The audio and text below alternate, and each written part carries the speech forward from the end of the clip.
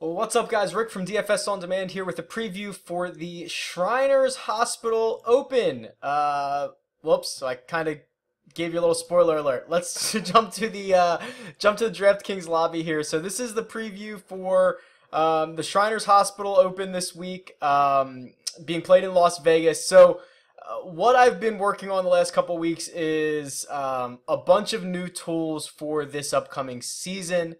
My goal is to have them all completely ironed out, all added and ready to go by January, which is kind of the start of, the full season. So I'm taking this swing year to figure them all out. So your feedback is very important to me, but I've created a couple of new tools that I'm going to share with you today. They're available on DFS On Demand, and let me know what you think. So just like we do every week, let's go through some of the more interesting plays across the salary ranges.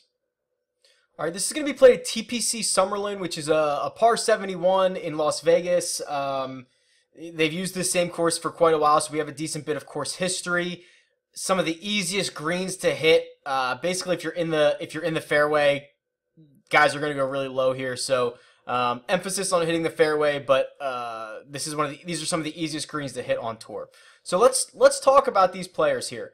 Tony Finau and Webb Simpson, your most expensive players on the slate. Finau is a guy who, in this type of field, he's the odds-on favorite to win. You know what he can do. He's playing unbelievably well for. He's kind of the type of player who's elevated his game over the course of the last 6 months from just being a specific grass specialist to now making deep runs in a lot of full field events, a lot of tough courses. Tony Finau seems to be able to do it all right now. So it's no surprise that he's the odds-on favorite, but there is someone that I like in the 3 spot here, Anirban Lahiri, who I think makes a lot of sense. So for maybe some of the casual fans, you don't know who Lahiri is. We've talked about him here on the video series every now and then, but I'll show you the first new tool here. And it's going to be a cheat sheet. So here is this week's cheat sheet for the Shriners Hospital for Children Open. I have it sorted by salary. This is their season average of DraftKings points. These are the 10 most recent weeks, starting with the most recent week here, Sanderson Farms, going back to the Wyndham of last year.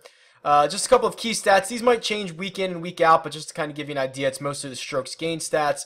And then how they've performed here in this tournament in the past.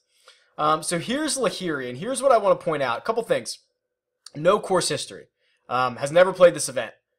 But hard to overlook the last 3 times that he's teed it up. The BMW, the CIMB Classic, and the CJ Cup. 3 straight top 10s. And he's probably the guy in this range that goes most overlooked because of more familiar names like Webb Simpson, who's a defending champion, Tony Finau, who's the odds-on favorite. I think Lahiri probably under underowned. And I really love this chart because it's so easy to identify things. So here's past history. Very easy to see Webb's first and fourth in 2014 and 2015, and then what he's done in recent weeks. So I really, really love this tool, but I also am excited to hear your feedback here. Okay, also another guy. So we've talked a lot about Patrick Cantlay, young player, really cutting his teeth, had an excellent season last year. But right above him at 10,100 is Chesson Hadley. And this might be a name familiar to you. I think it was 2 years ago he was on the PGA Tour. Last year on the Web.com Tour, he earned his card for this season, and he's off to a heck of a start. A T3 at the Safeway and a second place at the Sanderson Farms, which is, a guy who's going to be playing every single week to keep his card. To try to bank as much money as possible in this early part of the season is going to be very important to Hadley. And plus the fact that, he's got a legit shot at winning an event like this and locking up his tour card for another 2 years. So these are the type of guys, not that everyone's not motivated, but I would have to believe that Chesson Hadley has a lot more to lose than a guy like Tony Finau. So he's playing well at the moment, and he's got a lot of motivation, and I'm really excited to see what he's going to be able to do during this swing season. And I think 10,100, it's not a bad price for a guy that, again, probably goes overlooked because not a lot of casual fans are going to play him. All right, here's a really interesting name. Kevin Na. So Kevin Na is a Las Vegas native. Last year I was doing a lot of research on different regions of the country, which courses kind of correlate, and the ones that seem to correlate the most with each other are like the Southwest, whether it's Vegas, Arizona, some like kind of like northern or like desert courses in California. Those all kind of correlate. Guys that play well in this region seem to always find their way to the top of the leaderboard here. Nas from Vegas. He's very used to this type of course, and I want to pull up his history for you here. So here's my another tool that I keep just kind of building on. So I've got the Shriners here going back to 2008, which is all the years they used TPC Summerlin for. And I'm just going to click on Kevin Na's name. And you can see it's been a little bit of feast or famine. So let me sort by year. He's missed the cut 3 out of the last 4 years, but he won it in 2011 and had second place in 2015. Another couple top 20s in there. So it seems to be feast or famine for Na.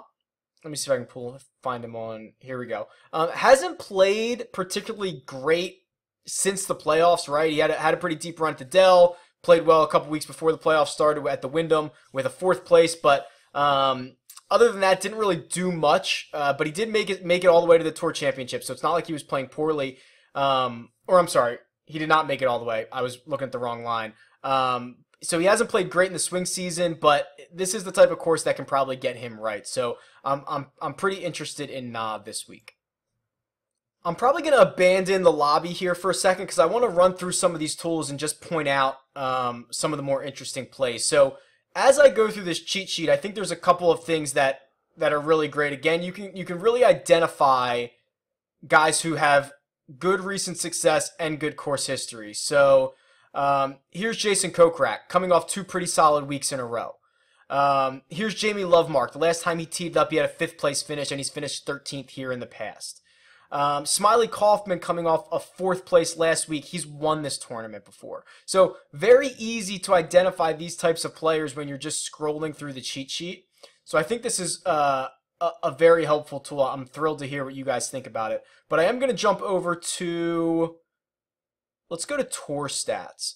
So this is everyone on tour. I've just got basically the last 365 days, a little bit longer since October of last year. I'm just going to narrow it down a little bit. Let's just do like the last, I don't know, 4 months or so. Let's just do something like this. The last 4 months. And then I just added this today. I like this. So this is still everybody on tour. So you see Jordan Spieth's on here, Justin Rose. I added this little checkbox here to give you just the players in the field. So yeah, there we go. Okay, so no surprise that the players who are the most expensive are the ones who have played the best over the course of the last 4 months, right? Finau, Simpson, Hoffman. But here's a little interesting tool down here in the bottom right-hand corner. And I'm actually just going to make this a little bit bigger so you can see it.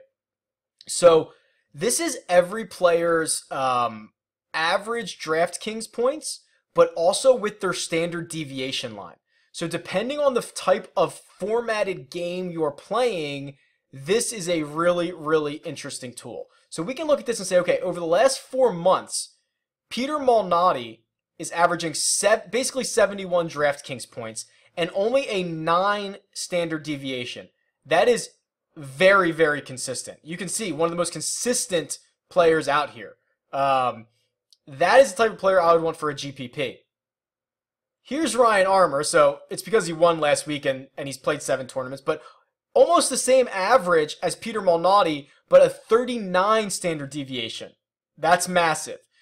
Kevin Chappell towards the higher range of standard deviations, making him a more volatile player. So this is a really interesting tool to look at, and you can change any time period that you want. If you want to see more recent, you can do that. But this is really helpful to find players for specific types of contests. So does anybody really jump out at me here? I still like Na. I think that continues to hammer home his usage for this week. Kevin Chappell's interesting, a little more risky. Jamie Lovemark's still there too. So I think that's a really powerful tool to be able to go through and look at those players. Okay, and then if you're one of these course, one of these course history nuts, you can come down to the course history tab, and kind of a similar situation, right? So I already showed you this with Kevin Na, but right now I'm still seeing every player who's played this event since 2008. I can just grab the players who are in this field. And now we get a little more interesting. So Luke List has only played this, what looks like once. Scored 93 DraftKings points. If I click on it, looks like a 15th place, but Luke List is the type of guy who makes a lot of birdies, makes a lot of bogeys, so he can score 93 DraftKings points and he doesn't have to like finish in the top 5. But here's someone interesting with a larger sample size, okay? Kevin Streelman has played this tournament 7 times, averaging 89 DraftKings points, and we can pull up his course history. So it looks like he's made every single cut. He had a 2nd place a few years back, and a couple of other, top 16s thrown in there. So not bad. Russell Knox was a guy that jumped out here because he had a 3rd place finish a couple of years ago, but I think he also popped up on my cheat sheet. Where's Russell Knox? Oh, right here, yeah. Because the last 2 times he's teed up during this swing season, he has 2 straight top 10s. So Knox at $7,800 was pretty interesting. So you can see how quickly this tool or these set of tools become valuable and how you can kind of click through and choose different players and find out exactly what they've done. So, I'm doing a lot of this research with you at the moment as I'm going through here. And then I have this performance tab, which is similar to what I've done in the past. I need to add other years on here. So this is the last 4 years. This chart used to only show finishing place, and I added in DraftKings points as well. I thought that was interesting. Give me a shout if this is exciting or not. I've got to add some more stuff into this, like salaries and whatnot. So this is still kind of a work in progress, but I will update it here shortly. If you're looking for value, I'm going to like to go back to the cheat sheet here and just try to find some players, again, as we scroll down, with maybe some good course history who are playing well. Nick Watney had back-to-back top 15s here in 2015 and 2016, and he had a 35th place the last time he teed it up. Certainly not anything too crazy, but worth noting. We're down in this price range where basically anybody you can find down here who has either good recent form or good course history, or let alone both, is going to be interesting. So here's Piercy. Piercy is a Vegas guy, I think, right? Hold on, I'm going to look this up. I'm doing the research with you right now. Scott Piercy